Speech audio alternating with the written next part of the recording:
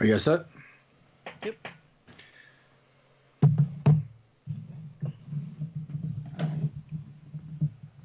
right. What's up, everybody?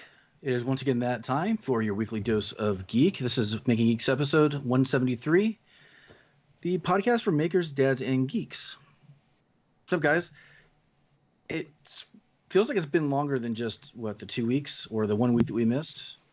It feels like Maybe. the last weekend was like 1 week's worth of energy crammed into a weekend for me. So it feels like I've been gone for like 3 weeks. Maybe it's just me feeling like I missed out on like a month's worth of like happenings. So I can't wait to hear a little bit about that in a couple minutes. So, other than Workbench Con, which I think we'll be getting to a little bit later, what you guys been up to? Or is it just Workbench Con?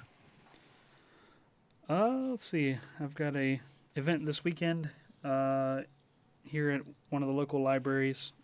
The local maker group that I run with some other folks, we are hosting a Raspberry Jam, which is like a celebration or a kind of event that's circling Raspberry Pi related stuff. It varies according to what location you go to. It's kind of whatever the organizers want. It's sort of open ended, like whatever they want to sort of present. But we're basically just doing like a low key show and tell thing where I think we have like 15 different projects from a bunch of different makers that we're going to display. And so I'm making a photo booth for that event. That should be pretty cool. Right now, knock on wood. Right now, it's currently when you hit the button on the photo booth, it'll take 3 pictures, or 3 or 4 pictures, and then it'll stitch them together into an animated GIF. And so then it'll take the GIF and upload it to the Triangle Area Makers, which is our local group name, our Tumblr page, and then I have it redirecting, like making a copy on our Twitter page as well, using if this then that, so that it's kind of fun. So I'm working on the box for it right now, so it'll have nothing too fancy for the enclosure, but then it'll be on a tripod and people can go up to it. And I bought some stupid little prop things at Target that were on clearance, like on the little stick, like the little glasses and all that stupid stuff. Got some birthday streamers and balloons because it's celebrating the 8th birthday of Raspberry Pi.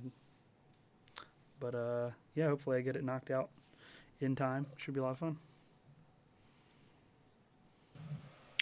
Sounds like a lot of fun. It will be a lot of fun. What have you been up to, Josh? And we got back Sunday night. I took a nap, and then Monday morning I went back to work. So I like to make stuff. We have a little bit of a lead, and we're trying to maintain it because it's about to be crazy travel season.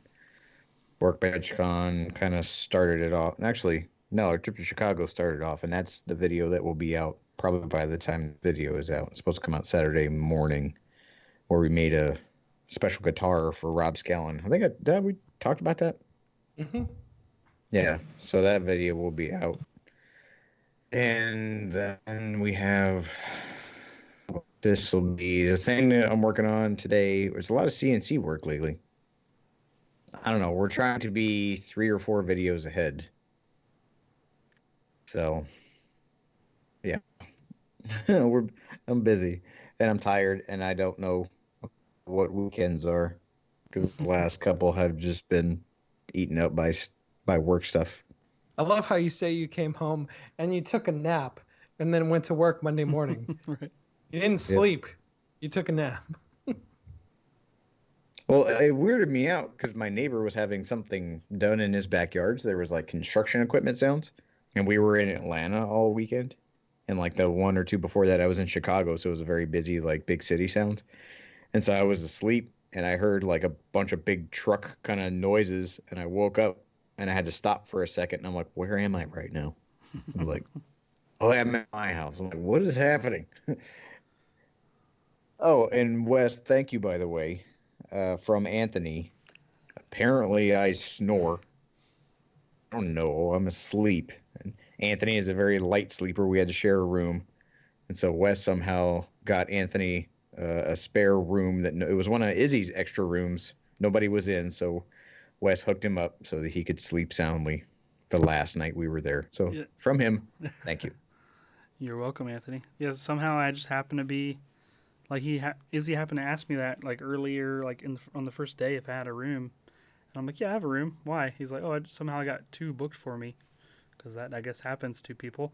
So he had a spare room, and just coincidentally he asked, hey, at like it was like 12:30. He's like, hey, I can't sleep. Josh, bless his heart, he's snoring. And I'm like, well, let me get back to you. And then like I got back. I asked Izzy, got the key, checked the room out, make sure there's no dead bodies in there. Went back to the room and texted him back, hey, I got a room for you. And he didn't respond. And my phone's exploding. He didn't respond. And then I was like, well, maybe he just fell asleep again. Because it's been like half an hour since I last talked to him. And so then I gave him my phone number and my room number in case he woke up again and needed desperately to get more sleep or whatever. And he happened to message me like an hour later, like, hey, I fell asleep waiting for you, but what's up with that room? So I sneakily went to you guys' room, and he like opened the door and he was just like completely out of it. I'm like, I'll walk you down there, buddy. So like, grab your pillow. I woke up one time and he was snoring kind of lightly. Yeah. And I'm like, there, I'm off the hook. Leave me alone. I can't help it. I'm tired. You can't. Did you think? Did you It think reminded anything me weird when you woke up and he wasn't there? Yeah, it weirded me out. Like, I woke up and it was just a pair of headphones. So it was like the Wicked It's like- Witch. It's like Just, Left Behind. Evaporated. Yeah, it's like he atomized because of my snoring apparently, and all that was left was a pair of headphones. The Thanos snap, man. Yeah. Snapture. And I'm like, well, maybe he's in the bathroom. But I went to the bathroom and he wasn't there either. I'm like, holy crap, where'd he go? I'm like, well, maybe he got really tired of me snoring and just got dressed and went downstairs and was just up early. And then I heard the door jostle. I'm like, oh, there he is. And he comes in like his pajamas, just a pair of socks. I was like, wow, I shooed you off that bad. You like slept on the couch in the lobby. He's like, no, Wes got me another room. I'm like, well, yeah. Wes does that. Wes hooks people up with all kinds of fun stuff. Serendipity. I don't know. So, yeah, he spoke your praise for quite a while. Oh, that's nice. Yeah. Have you, Donovan? I've been working on the mega weapon. I finally got the huge 15 by 30 piece of basswood cut out on my scroll saw, which took forever. But thankfully, in your video editor, you can speed it up, so it won't seem like it took forever, even though it took forever. And while I was at Workbench Con, I got a deal with Cutsall, who are, I didn't even know this. They're like blade manufacturers. I don't know what you want to call it. They make like the burr like bits and things. Bit yeah, that's the word. They're bit manufacturers. And so I got a partnership deal with them, and they're sending me a whole mess of stuff to use on this project. Cool. And so You should do like a series called Bits. Yeah. Then you should abandon it because you got kind of tired of it and you got really busy. Yep. And then replace it with something else. It's like, yeah, but I once I get those, I'll finish carving out the mega weapon, have the video out. It'll get 1 million views in the first 24 hours, and then I'll be famous on the internet. But then I I'll also watch got it like at least 100,000 times for you. 4. Then I got like 4 other projects I'm working on too. So I've been busy to the point where it almost feels a little overwhelming right now, especially coming off of Workbench Con and realizing all the things in my shop and in my business that I'm not doing that I should be doing, and try and implement them not all at once, but steadily enough that I feel like I'm not going to forget everything. And it's a little overwhelming. Yep. So Can't wait to hear. Workbench Con, I think more than any other kind of motivating big group gathering, is definitely one that when you get back to where you came from, you get really motivated and then you feel super delinquent. Like when people are like, "Oh yeah, I make like at least $150,000 on TikTok," and you get home, you're like, "I'm doing nothing on TikTok or whatever." Insert social media brand there. Mm-hmm. And so to hear the way that someone else is doing it makes you want to try to make sure you're doing it as well. And so you have this fervent desire to change a bunch of stuff or implement everything that I learned like right now so that I can be as successful as I can be at this moment. And it is never that easy. Like that happened to us the first year with Pinterest because we had Sarah from the Ugly Duckling Farm. And I sat next to her at a dinner and she talked my ear off for like an hour about Pinterest. And I went back to work and I'm like, okay, I'm going to master Pinterest right now. And none of that happened.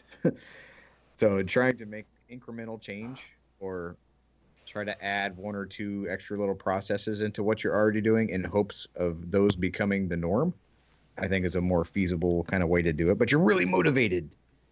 And so it's really hard to like throttle all of your engines in all of the different avenues. Mm-hmm.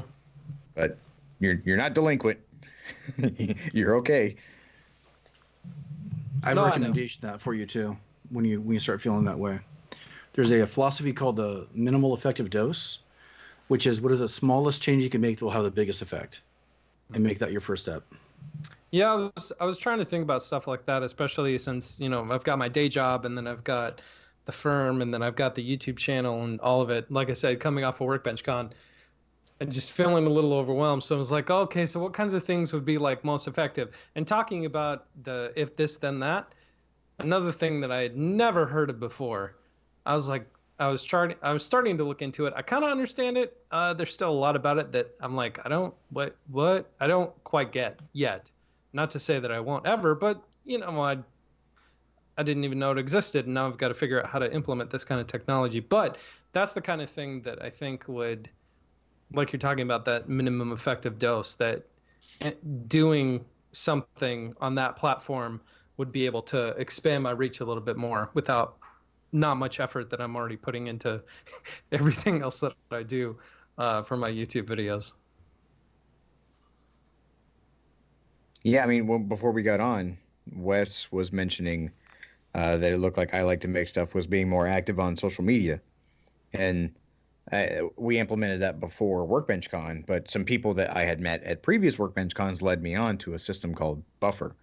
So IFTT, if it's a net, you can set up widgets to do just about anything. It's just macros. You enter in one thing and then it begets, several actions down the line across a bunch of different platforms, hardware and software. Well, Buffer is specifically for social media management.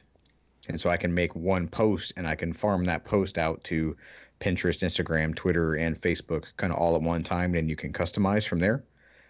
So we realized that our social media kind of engagement was very low and it was very specific. And so we needed to raise that ship. And so varying the types of posts and like it's little changes to what we're doing, but allowing an automated system to take care of that stuff so that it's effective because I forget or I don't have the time or I just don't want to. So adding in a digital assistant like that, any kind of way that you can make the robots do your bidding so that you frees you up to do something else pays off huge dividends.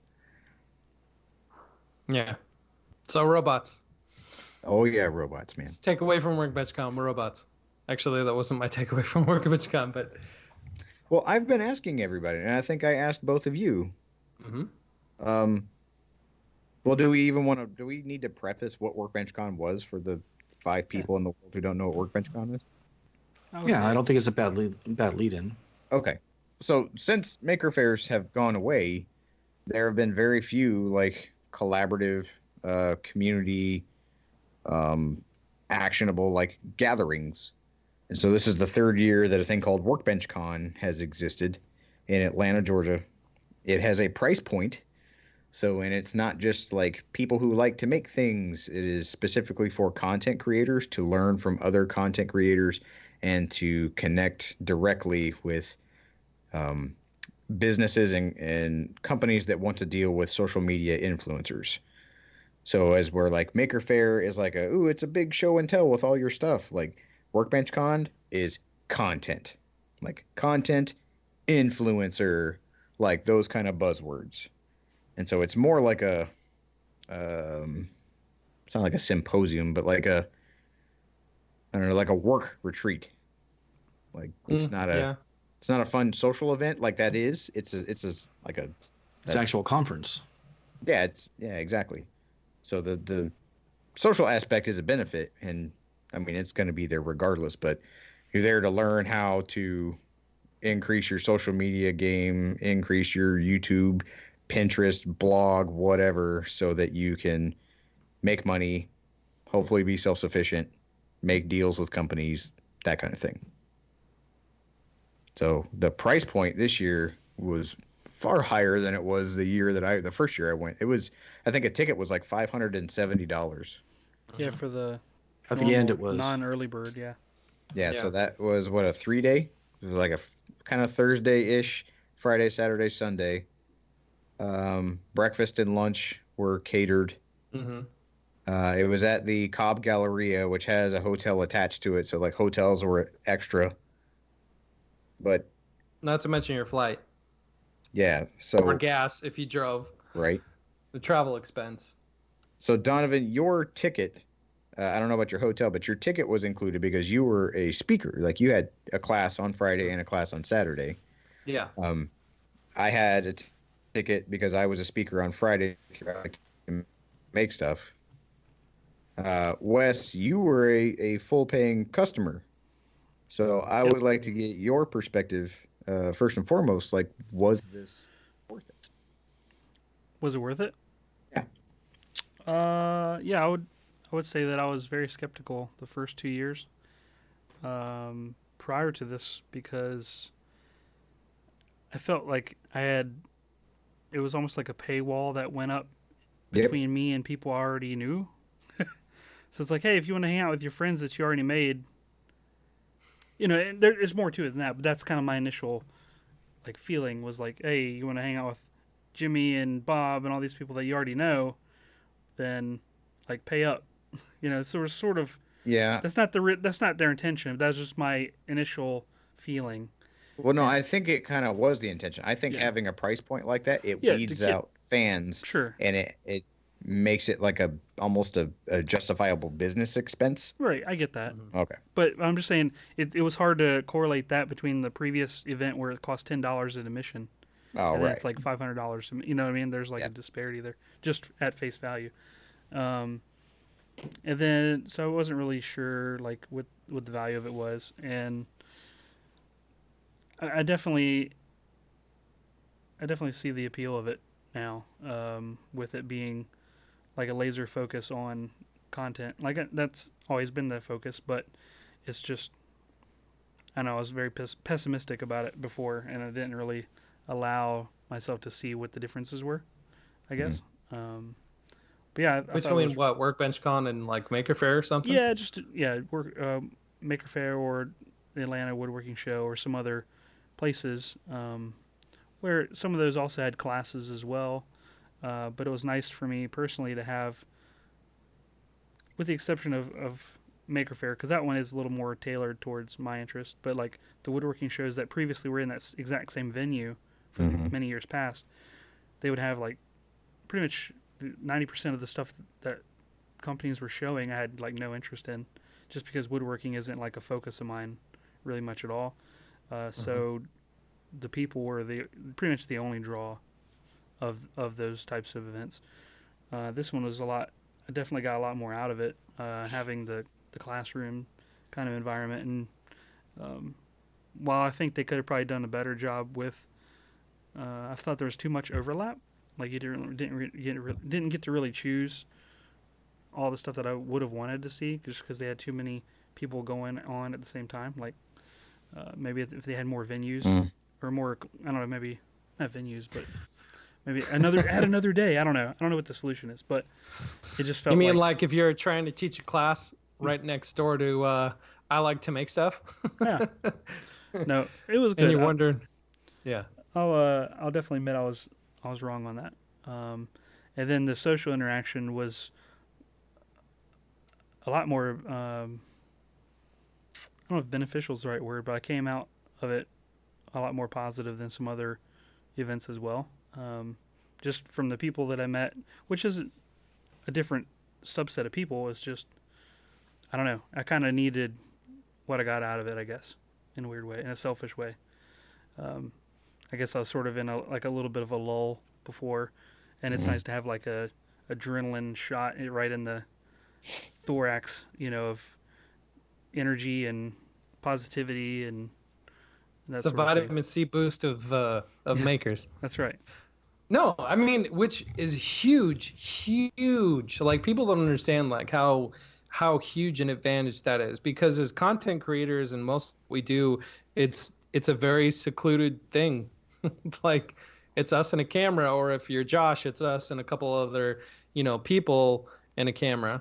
But it's very secluded work. We work in a bubble, our own little bubble. So like being able to come together just with other people in that same space and like Josh was talking about, learn like makers teaching other makers to learn from other people what they're doing or how they're doing it, or that you can tell them what you're doing or how you're doing it. It is so inspiring. I don't know if it's the right word. It's so educational in a way that makes you want to do and be better. And no other kind of event would give you that kind of feedback like having an event like this. So like this year, the past 2 years, I haven't really seen this discussion on the topic. But this year, there have been a few people that put these video outs and like posts on social media of like questioning whether Workbench Con is worth it. Is it worth it? And I kind of wanted to do a video joining that discussion, but I don't feel like I really need to. But like, yes,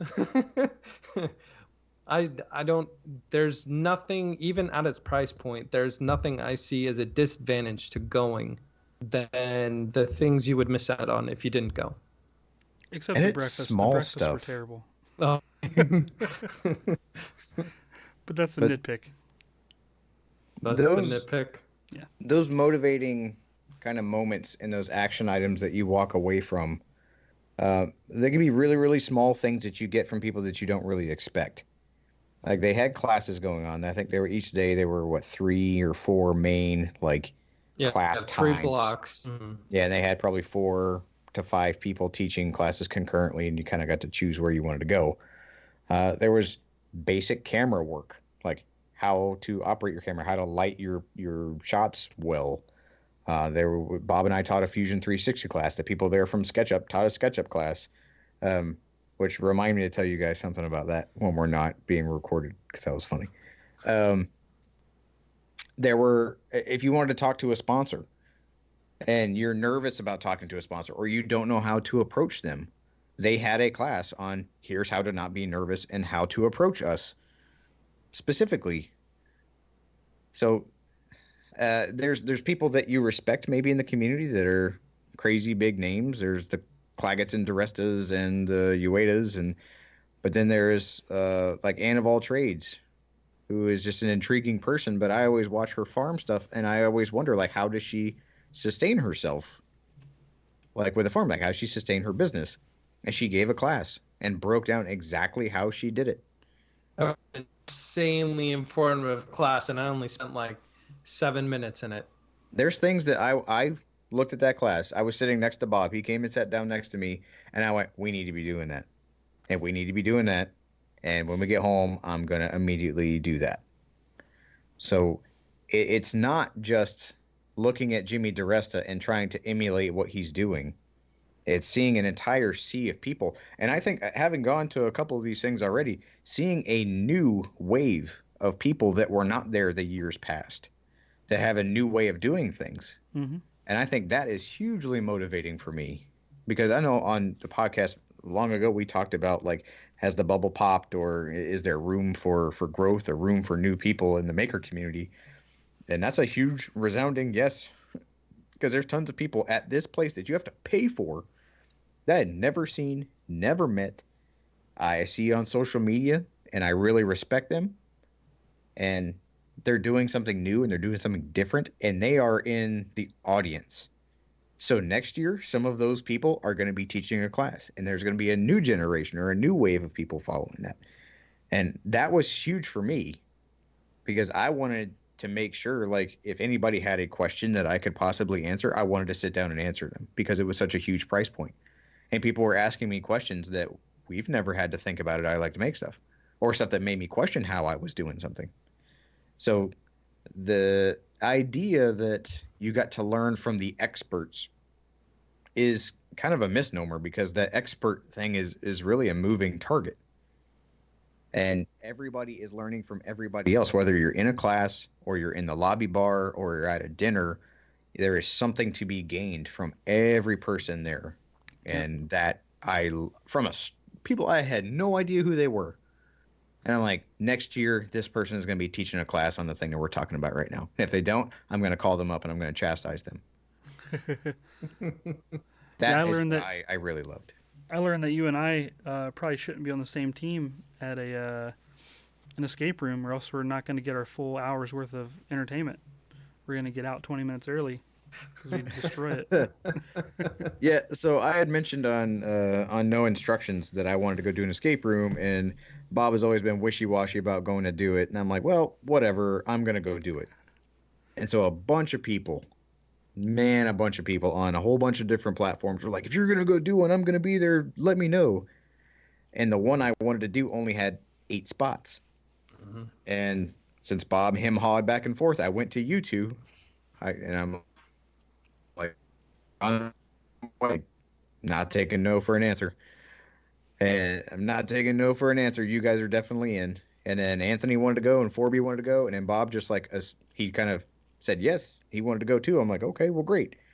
Jocko was coming, so Jocko went, and then Clint from C3D Prop Shop who won the ticket. I'm like, yeah, man, you want to come? I've got one open seat.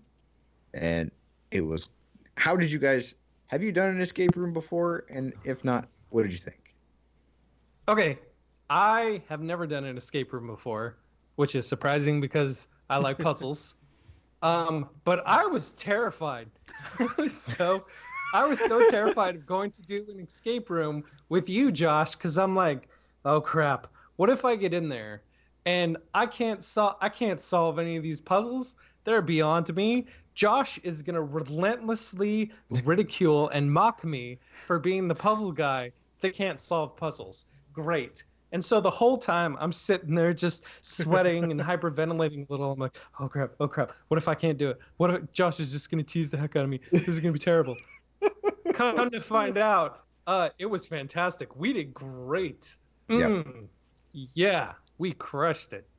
Yeah. But I got over my nervousness pretty fast after those first couple minutes of sitting in there and doing all the puzzles together with Jocko and Bob in our cell as you guys were like screaming at us from your other cell. It was. I would do that again in a heartbeat. I kind of want to do it like every weekend now. Yep. So you say you were nervous for that reason? Yeah. I was nervous because I set the whole stinking thing up. Every time you go to one, it's a new experience, and the quality and the caliber of puzzles and all the other stuff is really dependent on the individual setup.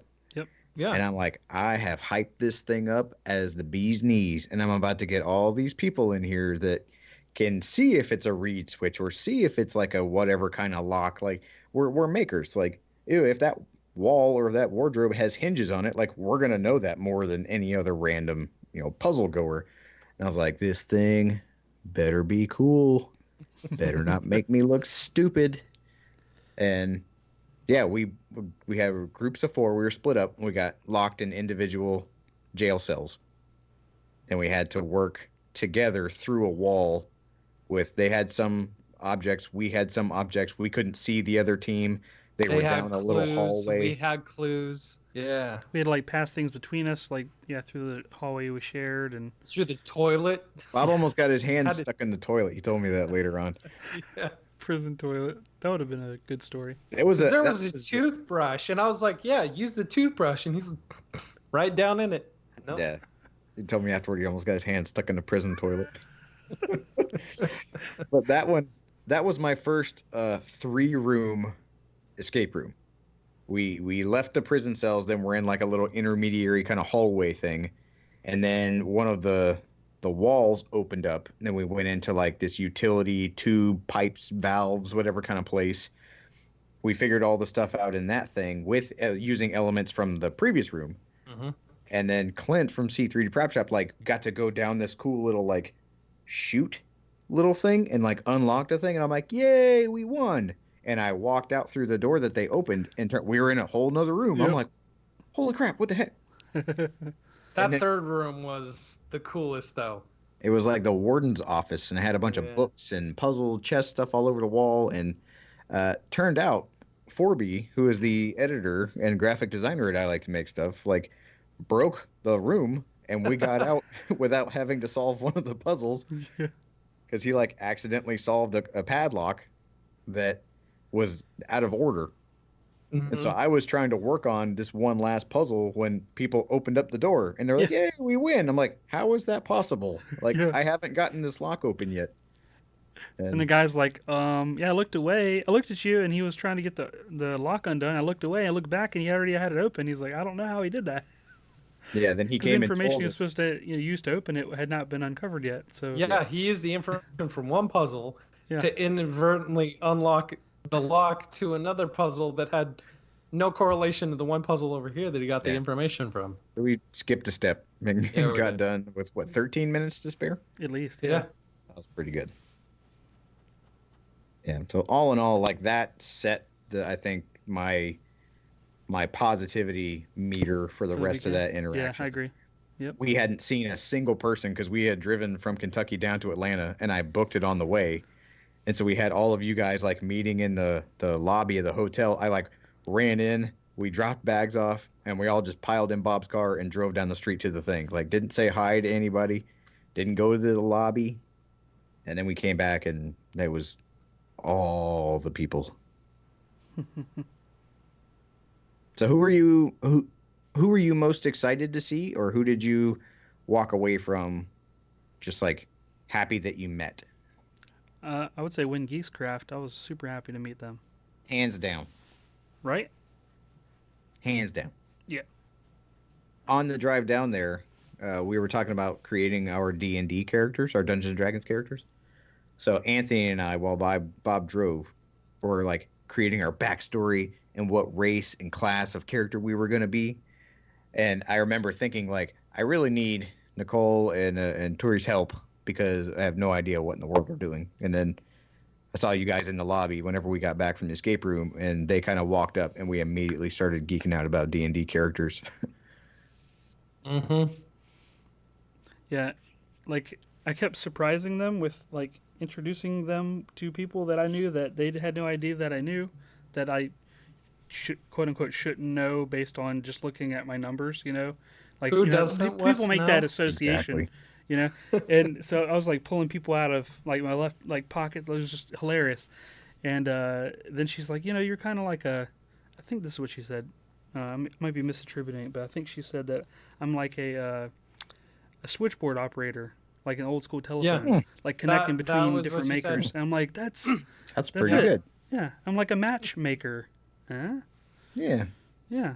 I don't know how I can leverage that into something that is extra useful, but I think that I enjoy that. I think that's the part I enjoy the most on the social side of it is like seeing these two people with like complementary skill sets or, both or the same interest or, wanting to make a connection and one's nervous, one's not, whatever. Like I think that I enjoy that the most. Yeah. It is, that was one of my takeaways from Workbench Con last year is I didn't realize I was so good at friends with people I had never met before, and that point was just reinforced all the more this year. Yep. I think the community kind of makes us feel like that just to begin with. Mm-hmm. I've met people that they knew who I was. I didn't know that they knew me. And it's just kind of a nice feeling when that happens. It is. Yep.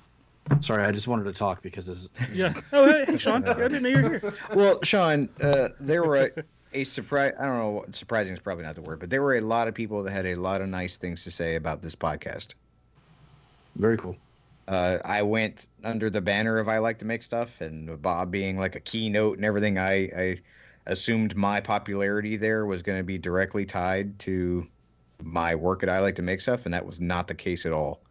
I was flabbergasted with how many people cared about like this show or cared about the other podcast. There, I sat down and had probably a 45-minute conversation with a guy about RV stuff. Like it came from everywhere, and everybody was generally like appreciative, and I think everybody fanboyed out about the people at like the next table and then the table next to them.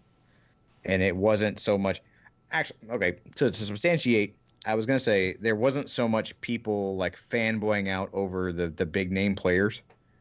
And case in point, I was wandering around one time. I'm like, I haven't seen Bob like all day. I don't know where he was. I'm like, oh, he's over there sitting next to Ben. Let me go hang out with Ben. I haven't said hey. I sat next to Ben, and then Brad Rodriguez came over, and April Wilkerson came over, and who else? I think Mike Montgomery came over, and Chris Salamone all kind of sat down at the table, and they were left alone. I went off and did something else, and came back like an hour and a half later, and they were all still sitting in that same spot, like left completely by themselves. Yeah. Because everybody else was actively either learning from somebody or making a deal or like trading out cool little like things that they made for other people. Mm-hmm. It was really, really nice to see. Yeah, to whereas like Maker Faire, yeah, you're muted, Donovan. But like at Maker Faire, how like Bob and Jimmy can't move because there's like a line of people queued up. Like people shook hands and wanted to say hey, and then they went about their way to go have a good time with all of the other stuff that was there. Yeah. It wasn't like Workbench Con last year where people walking up to Bob and be like, hey, Josh said I should talk to you about this, that, or the other. Because that was my bad last year. I screwed that up. Yeah. As much as I like Maker Faire, this actually sounds a lot more appealing to me. I just wasn't able to make it happen this year.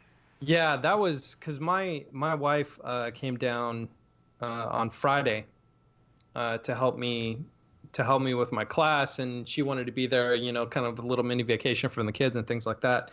And when she got there, she's like, man, I was expecting there to be like thousands of people here. She was surprised at how small, relatively small it was, because her and I went to Bay Area Make It Fair the year before, and that was so ginormous. And we were talking about it, and I realized it's like the crowd and the size and the caliber of people that go to Workbench Con, I think, is just perfect. Because if there were thousands of people that went to Workbench Con, I don't think I would be able to enjoy it as much as I have the last couple of years. Which is, again, probably going back to that price point, and why they set that price point so high is to make sure that the people who are coming to this are coming to it with and for a purpose and a reason, rather than just be there, kind of like Workbench, kind of like Maker Faire. And so I'm as tough as of a pill as it is to swallow, and it was less to swallow this year because thankfully my hotel and my ticket were paid for. Like, I understand that it is a hard pill financially to swallow to go to an event like this, but all of that aside, like, it's so worth it. It's hard not to see, except your complaint was the breakfast. And mine the AV was equipment. the AV equipment. Man. That was bad. The acoustics and the reverberation and everything for all of the keynote speakers and everything in the main Coliseum was so bad that I'd like, even being 4 tables away from whoever was talking, I didn't hear a word they said. Jimmy kind of picked up on what he was saying. Bob, I don't know. I don't even know what his talk was about. Have no idea. Because all I heard was like the whole time, because the AV was so bad. But other than that, totally worth it. Yeah, I sat in the front row, where I just happened to be on one of the front tables when Jimmy gave the opening speech, and was blaring loud. And then I got up and moved like maybe 3 tables back, and you couldn't hear anything. Mm-hmm. And then it kept cutting out. And I remember Ben Ueda was giving a talk during lunchtime of the first day, and he just kind of gave up. Like halfway through, the AV just like stopped working. And somebody told Bob, they're like, you should tell Kristen that you're not going on stage until they get the AV worked out. And even cut out for her. She was doing like the closing remarks for the whole thing, and it just kind of stopped working. And then everybody rolled their eyes. And Yeah, they even use like wireless HDMI like adapters in the classrooms, even though the computer that it was talking to the projector is like 20 feet away from it. Like there's no purpose. So they kept like having interference issues. yeah. Mm-hmm. So, I got rid of that during my class. I just hooked my computer straight Yeah. up to the projector. I bypassed that thing altogether. I thought, I'm not. I had flashbacks to our. Oh man. Okay, so I've come to the conclusion that any equipment that's part of the venue, you just need to bring your own replacement equipment to be like absolutely sure nothing's going to screw up. Is there a story? I had a flashback to I can see it in your face. Yeah, our Making Geeks first like public appearance, right? Like Boston. in Boston. They where gotta the have my stupid laptop little with me. clicker, just the clicker to advance the slides was not working. It was like intermittent. Shot. It was like, We had like punchlines ugh. specifically staged, and then it would click and it would go like 3 slides ahead of the Yeah. punchline. You'd have to back It showed up. the and you're like, punchline before. oh, Yeah, you don't even tell the next joke. It just shows the punchline already. Like, oh, there goes that. goopy. It was like yeah, that probably happened with Jimmy during his $2 talk worth too. of batteries. You know. Yeah. Kept going forward and then backward. He kept saying the same thing over and over again. Well, he also wrote the same thing over and over again on the slides, but that's Yeah. neither here nor there. Jimmy's slide was just like random things that he thinks about, Yeah. and then some of them were the same thing. That was fun. I did You enjoy his talk though. Like there are times that you can make art, but then there are times where you have to make rent. And I realize it's like coming back to it. This whole mega weapon that I'm making right now. Like this is a make rent project for me, so that I can go and make art later. Yeah, the same thing exists in the film industry, right? You do the big blockbuster and then you do the art piece. Mm-hmm. Yeah, exactly. That's true. Sorry, I just wanted to talk again. Bazinga. So Sean, like, send Sean all of our swag bags. yeah, It's like, clamps. do you have interest in going to this event? Like, say in next year? I had interest this year. There was some stuff work-wise that came up that I just didn't think I was going to be able to pull away from. And then in a small way,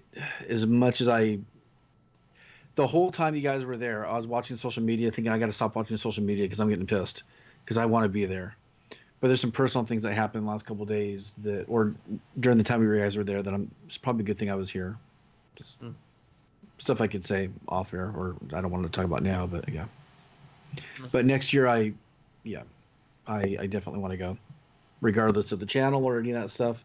I just like the opportunity to kind of network and hang out and get inspired again. So yes.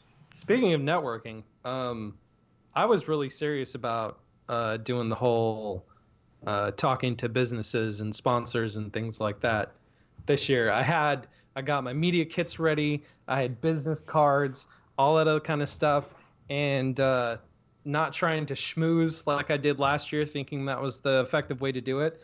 And it's already paid off. Awesome. Like I got to deal with Cutsall, I got to deal with Rust-Oleum, with B&H Photo, with Inventables, with IsoTunes, and there are others that are maybes, but still those maybes are better than the no responses that I got last year when I was just trying to schmooze. Schmooze. I'm gonna whatever vote that for word. schmooze. And so it was effective, and I'm glad that I treated it seriously this year, because it's paid off already, and there's still more projects that come and sponsor deals that I don't think I would have had otherwise. Had I not seen that random post that Izzy threw up on Instagram, talking about, hey, if you want to be serious about this is what you need to do, and I'm like, okay, that's what I'm going to do, and I did it, and it worked, and yeah, again, that probably wouldn't happen otherwise had I not been there. So That's more great. that, yeah. I wonder if there's people that went there for the first time that had the experience that you had last year and would maybe like to hear some of that. Like, I don't know if you have plan on maybe an Instagram story or some kind of social media kind of follow up. I could. Because I I think definitely could. a lot of people, like I said, I've never seen before, if it was their first time, I don't know, maybe if they knew what to expect or if they were overwhelmed by it. I don't know the reactions that people had. I mean, heck, I made deals while I was there. We had all four of us from I Like to Make Stuff were there, and I had asked each one of them individually, like, what did you guys get out of this? And then they asked me, I'm like, brother, I made at least 5 deals for us while we were there. It's like, I was working. And if somebody wanted to talk to me, then I would stop working and I would look them square in the eyes. I would try my best to remember their name and I would give them my full attention because I didn't want people to have to pay that amount of money and for some reason have asking me a question on their agenda and then me just not do it and they feel like they didn't get their money's worth. I don't know. I don't work for Workbench Con. I don't care if Workbench Con is profitable or not, but I took that as a kind of personal mission that I had questions of people at these events that I wanted real answers to. And I told myself earlier, I think the first time somebody like stopped me while I was just meandering around and wanted to ask me something, I'm like, holy crap, people are stopping me. Like, this is unusual. And then it happened more and more and more. And I'm like, all right, well, if they're going to take the effort to get over their fear of talking to somebody, then I should get over my fear of actually having a real one-on-one, conversation. So yeah, I made some deals for us and I got to talk to some amazing people that I had not actually got to talk to. And hopefully I got to help motivate or give people action items. I don't know. Yeah, I heard a lot of good things about your class. Sorry, Bob's class. It was not Bob's class. It was our class. Your class. One thing I thought was pretty hilarious is SketchUp was one of the main floor sponsors, and then they actually gave a class on like, hooray, SketchUp is cool. And there's a bunch of like big name people. There were Johnny Brook and April Wilkerson are like SketchUp evangelists, and I'm like, Fusion is the way to go, man. They're like, yeah, but Fusion can't do this. I'm like, yes, it can. It can do it for free. You have to buy the pro version to do that. It can do it right now. Yeah. Oh, I didn't know that. I'm like, you should have came to the class. I would have showed you how to do all that stuff. But there was a conversation that we had with SketchUp people, and while we were giving our class, we were very, very cautious, like not to say like Fusion can do all this. They're like, but other software packages kind of can't, or other software packages, like you have to pay for certain things to include SketchUp or AutoCAD or whoever else. And then one of the guys from SketchUp came up and talked to us after the class, but I'll talk to you guys after the fact. That was kind of funny. The funny thing happened to me, sort of related to the SketchUp folks, is that there are 3 people that I ended up knowing that's not true. Let me back up. Okay, so one guy I was really interested in meeting was the guy from Geek Woodshop. Is that right? Yeah. I've talked to him online on and off for a couple of years, and I had seen that he did something really kick butt like models in SketchUp that were like video game quality models that could have been in Maya or Blender or something else. And in the lead up to Workbench Con, I came to the realization that I realized it when I was there, that he actually works for SketchUp, and I didn't make the connection until I was there. Neither did I. I. Oh wait, he actually works for SketchUp. That's why he uses SketchUp all the time. I'm like, he's like, yeah, I've been there for 15 years. I'm like, that's why you're so good at SketchUp. Aaron making stuff. That was another one that I was like, that's what I was gonna say. Yeah. But yeah. I was like the model, because they have like models of people in SketchUp that you can use for like scale and perspective and all that kind of stuff. And then it just hit me. It's like, these are the guys that are the models in the program. Because it was so funny, because Aaron Aaron was sitting there, and he has this little faux hawk, and he wears a red shirt, and he was standing there with his arms crossed, just not even paying attention. And behind him on the screen was a model in SketchUp with the little figure of him, What? standing there with the red shirt and his arms crossed. And I was like, I have to capture this moment. And I did, because it's like I had never realized before, oh yeah, those models that I see whenever I up on SketchUp, those are the guys. And they're Yeah. standing right there. Yeah. And Aaron, had like no I idea. didn't realize till I got home that Aaron, that who works for SketchUp, is Aaron. Was it? What's Aaron- his Instagram name? Make stuff. Yeah, Aaron makes stuff. Yeah. I didn't I was like, I looked at Instagram and that guy I had followed for a while, and I'm like, oh, he's going to be at Workbench Con. I need to look out for him. And then I went through all the Workbench Con, and I didn't see him because I'm looking for that logo, like on the tags or on like a name badge or whatever. I see a guy at SketchUp that his name is Aaron. It doesn't really dawn on me that's even. I didn't even think that was the same person. I get home and I look through the Instagram. I'm like, what? And it's like the same guy that I was talking to for a little bit, but I didn't make the connection that was like the internet presence of the same person. So it's sort of like there can be like a disconnect sometimes. I think even still, based on an individual's like marketing of their own online persona, whether or not there's that real world tie-in. I guess it's weird. I don't know. I sound stupid when I say it out loud that I didn't know who it was, but it's true. I didn't know who it was. I got that from, what's her name? Jess Crow. Do you know her? Who works with, she works with Total Boat. She's an epoxy artist. She's got like crazy blue eyes. She lives in Alaska. And they had like an epoxy class. And so we've done some epoxy projects and they haven't really come out that great.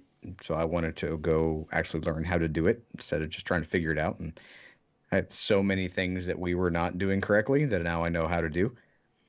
And she was walking around. We got to take these little circle things, like make some epoxy art. It was kind of cool. And I was asking her a bunch of questions, and she came up to me after the fact, and she was like, do you have a YouTube channel where you do epoxy? She's like, you asked a lot of very specific questions. I was like, oh yeah, I work at I Like to Make Stuff with Bob Claggett. She was like, oh, okay. She's like, do you guys do epoxy stuff there? And I'm like, oh, we do like a whole bunch of kind of stuff. And she's like, oh, okay, well, that's neat. And then she's like, if you have any questions, just kind of, let me know. It's just very nonchalant and kind of passe. And then I finished the thing, and then we were walking around out on the floor. And then later on, she came up and like grabbed me by the shoulder in a crowd. And she was like, I had no idea who you guys were when you were talking to me. I'm like, well, my name's Josh. I was like, I don't understand what you mean. She was like, no, you guys are like a big deal. And I'm like, that's awkward. I'm like, I don't As if really your know. ego needs any more of that. Yeah, I'm like, I don't know what to say right now. I'm like, I don't know. Some people like what we do.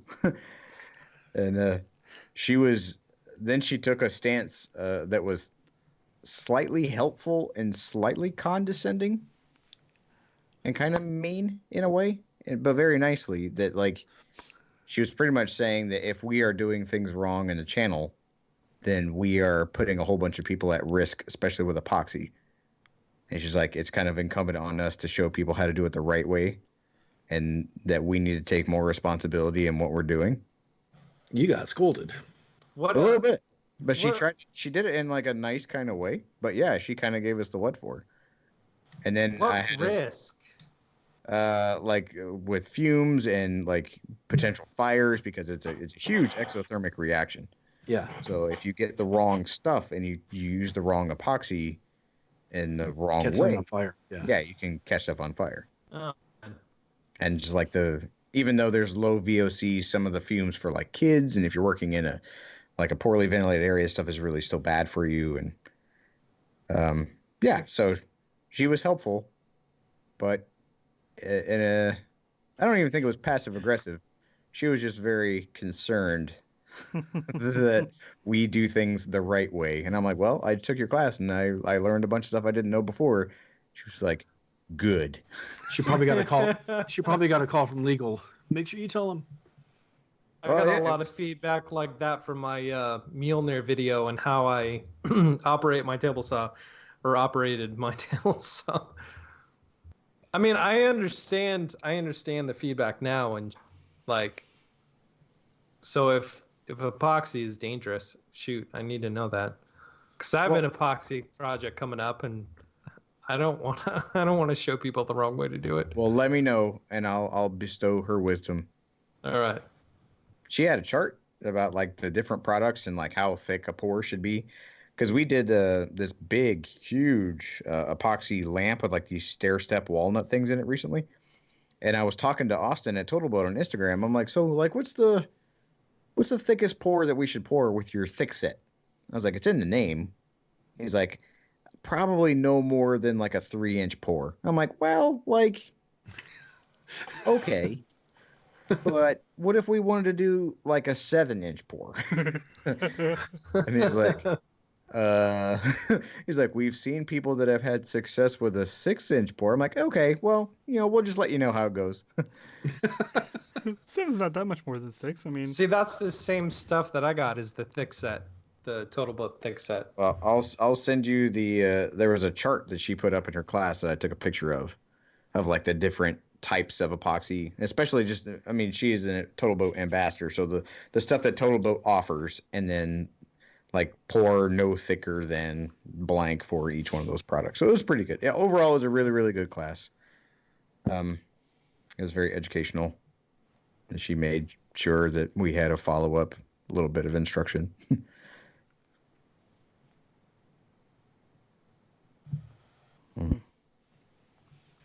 So any final notes about Workbench Con? We've been going for probably a good hour on this so far, which isn't a bad thing. I know that there's a lot to talk about or cover, and there is a lot to talk about. I mean, there's a whole nother episode we could do of just the stuff that we learned at Workbench Con. Yeah. maybe we should. Not just the event itself, but like the classes and all that other kind of stuff. Yeah, I was very humbled by Workbench Con. It was pretty amazing to I think like we've talked about, like, be around people that are very encouraging, that are very supportive of everybody's work. Yeah. That follow along closely on social media, so they feel like really intimate friends. I mean, just as much as Maker Faire, because it's a more condensed audience. That the density of people, I think, equals the density of like attention span too. So like, I remember I talked to Andrew from AG Does It on Instagram.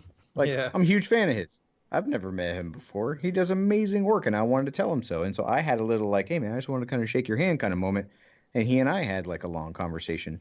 But I was really humbled the amount of people that were appreciative of not only what I Like to Make Stuff does, but what I do in particular. And I think I downplay my effect on what we do at I Like to Make Stuff, and I downplay the effect that this podcast has, because we don't know how many people listen. And so it was really encouraging to be in a huge group of people and to hear the positive impacts that like this show and the other stuff that we all do, has on everybody. Yeah. Word. Well, I just got to get excited about next year now. Yep. So are we gonna do geeking out? Yeah, I'd like to. I got something Okay. to talk about. Sean, what are you geeking out about, buddy? I am geeking out about a show that I've fallen in love with, and I think the show is going to inspire a couple builds if you guys don't steal it from me. The show's called Lock and Key, and it's based on a graphic novel written by... Wait, like the comic? Yeah, the graphic novel. It's a series on Netflix now. Really? It is. It is fantastic. It's written by Stephen King's son, which I didn't know. Involves a house with these magical keys, and that's all I'm going to say. And I really love the design of the keys, and I want to try to replicate some of them. It's a good comic book. I've heard it would be. It's probably a weird show. it is. I've known about the graphic novel for about 10 years, but I've never opened it up and read it. I know nothing about the graphic novel other than it exists. So I've only seen the show, and I love the show. I think it was really well done. I weirded my wife out a little bit in the beginning because she didn't know how dark it was going to be, if really dark at all. And it was really fun and playful, magical. Had some really kind of creepy moments, but man, I love it. We just finished the entire series last night, and I think I actually might want to go back and watch some episodes. And then, of course, the keys are really, really kind of a cool feature. Well, they're a centerpiece in the show, anyways, but I love the design of them. And I might want to try to do some stuff like that. Makes you want to get Netflix now. I can give you my password. You can use it. My dad hasn't used the login that I gave him. Okay. Just borrow ours. You're fine. I'll get it to you after. I'll get it from you after the show. Don't broadcast it now. So who wants to go next? For reasons that I can't really go into right now, I have been geeking out about Portal. I've been inspired to go back and play the games, and I've been playing the games. And during my talk at Workbench Con, I was talking about puzzle games and how these games that I grew up with, I loved them so much because they combine storytelling and wit and humor and puzzles all in this cohesive package.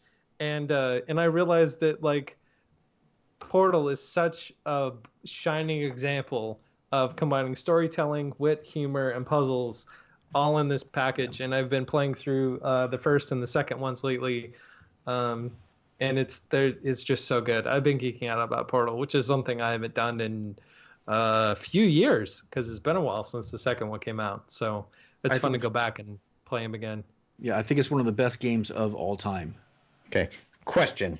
I have had many people tell me that I should play this game. I have never played it. How do I play it? It's on Steam. Play it It's on your I hands. don't know what that is. I don't have this. I don't have PC. and Mac. And Mac. It's on Mac. Mac, too. yeah. It's because Apple. a lot of games. It's are also on PC snobs. Xbox. It's the play Xbox it on the Orange Switch? package. Well, you know what? No. I Switch? think I don't think so. I have a free copy of it. I could give it to you on the computer, Josh. You might be able to test on it a for Mac. free. I think it will. That would be great. Yep. Because It's- I'm very Steam is an excited about this application that allows for streaming content of video game. You can Yeah. download and buy video games digitally. Yeah. So game. it's I was just- going to get Steam excited is a about portal Steam. for all things Ah. PC Portal, games. yeah. Yeah. I was going to get excited about Steam when I got the Oculus, but all that stuff only works on a PC. So I fizzled Yeah. out. Yeah. Let's see, I'm geeking out about the possibility of possibly doing some cool collaborations that I have been thinking about doing since I talked to people at Workbench Con. And I'm also geeking out that I welded for the first time at Workbench Con. So that's a thing. I was there. You did a good job. Oh, thanks. I couldn't see what I was doing, but it was pretty straight. So now there might be a chance of me actually cracking that one open and using it because I realized I was sort of overthinking some of that stuff. Yeah.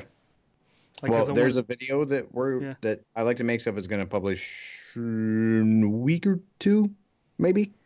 That Bob teaches me how to weld, nice. and I talk about my preconceived notions and then how actually doing it well-ish, yeah. like where my thinking from the very beginning was wrong and it was affecting how I was doing it. So Yeah. hopefully people watching that can benefit from maybe they kind of thought welding was a certain way. Mhm. And maybe that's why their welds are looking gross. And then I overcame that and they looked a lot better. Yes. Well, I'm geeking out about an email that I got on the way back from Workbench Con from somebody who listens to No Instructions, where I talked about I've always wanted, I don't know if we talk about it in here, I've always wanted a motorcycle. Have we mentioned that? No. I heard it on the podcast though. Yeah, so I've always been intrigued by a motorcycle, but my mom went to a palm reader a long time ago and said one of her sons is going to die on a motorcycle, which I think is stupid. I think palm reading is fake, but I don't want to prove this lady right. So I've always been nervous about it.